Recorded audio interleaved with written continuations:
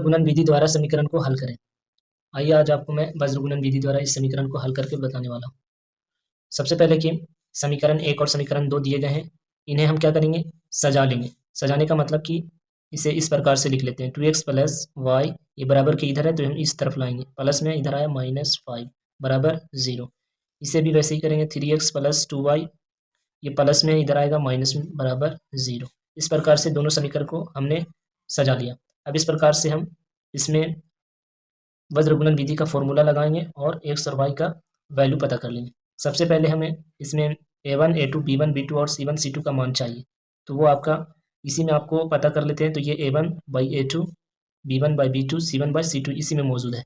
तो जो इसमें से हम a1 का मान कहते हैं, तो a1 बराबर वो हो जाएगा 2 और a2 बराबर 3, b1 बराबर y के साथ कौन गुना है 1, तो 1 लिखेंगे, b2 बराबर 2 एंड आगे निकालेंगे c1, तो c1 का मान हो जाएगा हमारे पास -5 और c2 बराबर -8।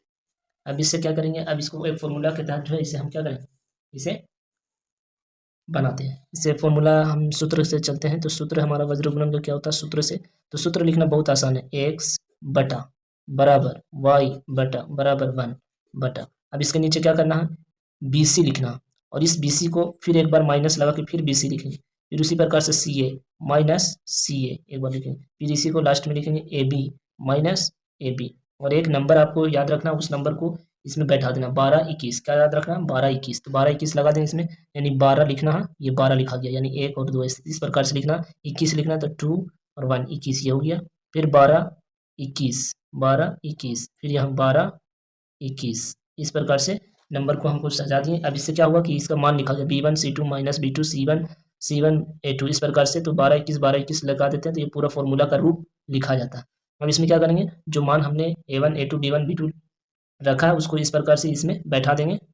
चलिए बैठा देते हैं, x बटा b1 का मान कितना हमारे पास 1 है, तो 1 लिखेंगे, और उसके बाद c2 कितना है, तो -8 है, -8 लिखेंगे, फिर माइनस b2 कितना है, b2 हमारे पास 2 है, c1 कितना है, तो -5, ये इस प्रकार से लिखा गया मान, फिर y बटा y के नीचे c1 इंटू a2, तो c1 कितना हमारे पास -5 है, -5 लिखेंगे, a2 कितना है 3 लिखेंगे, फिर माइनस, तो माइनस, फिर c2 -8, तो c2 कितना है -8, इसको ब्रैकेट में लिखेंगे, -8, फिर उसके बाद a1 कितना, तो a1 हमारे पास 2 है, 2 लिख देंगे इसमें। चलिए इस प्रकार से हमने y के नीचे भी मान बैठा दिया।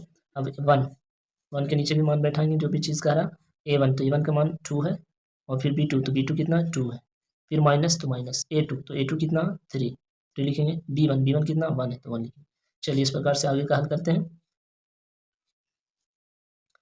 x, तो x लिखेंगे, -8 को 1 से गुना करेंगे, -8 एकम 8, यहाँ से मल्टीप्लाई करते हैं तो माइनस माइनस प्लस 5 दूनी 10। चलिए इस प्रकार से y बटा, यहाँ मल्टीप्लाई करते हैं 5 दिया 15, फिर यहाँ करते हैं 8 दूनी 16, और माइनस माइनस माइनस ये प्लस हो जाएगा, और 8 दूनी 16, इस प्रकार से लिखा गया 1, तो 1 हो गया, इसमें मल्टीप्लाई 2 दूनी 4, -3 एकम 3, इस प्रकार से इसका भी हम लोग मल्टीप्लाई कर लिए। अब क्या करेंगे, इसमें ऐड और सब्ट्रैक्ट हो रहा है, उसको कर देते हैं, x बटा 10 में से -8 को घटाइए, कितना बचेगा 2 बटा y, 16 में से 15 घटेगा तो कितना बचेगा 1 बराबर 1, जिसके पास 4 में से 3 गया 1, इसका भी 1 बचा। अब इससे क्या करेंगे, फाइनल आंसर आपका आने वाला है। अब इसे क्या करेंगे, x बटा 2 और y बटा 1 को दोनों को 1 बटा 1 के साथ बराबर करेंगे, इससे हमारा x और y का मान निकल जाता है। एक बार x बटा 2 के साथ 1 बटा 1 को बराबर करते हैं, एक बार y के साथ इसको बराबर कर लेते हैं, फाइनल आंसर आपका आ जाएगा। इसी प्रकार से यहाँ पे करते हैं, आगे करते हैं, x बटा 2 बराबर 1 बटा 1, y बटा 1 बराबर 1 बटा 1, इससे हम क्रॉस मल्टीप्लाई कर देते हैं, आंसर हमारा आ जाएगा। x से 1 में गुना करेंगे x, 2 एकम 2, y से 1 में गुना करेंगे y, 1 एकम 1, यानी हम कह सकते हैं इस प्रकार से हमारा, इसीलिए हमारा आंसर जो आया x बराबर 2 और y बराबर 1, ये हमारा आंसर निकल कर आ गया। इस तरीके से वज्र गुणन विधि के द्वारा हम x और y का मान निकाल लिए। इस प्रकार से आपको भी निकालना है। सबसे पहले हम एक बार और इसको रिपीट कर लेते हैं।